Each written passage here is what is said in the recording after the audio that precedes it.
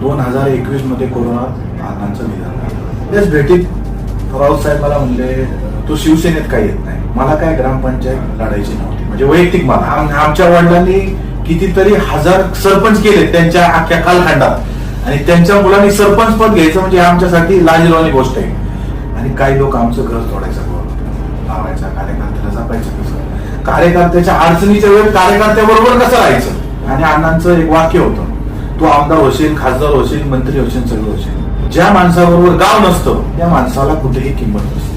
ग्रामपंचायत निवडणूक लढलो, काष्टीच्या लोकांनी माझ्यावरती अण्णा नसताना विश्वास दाखवला, हे माझ्यासाठी सोपं नाहीये.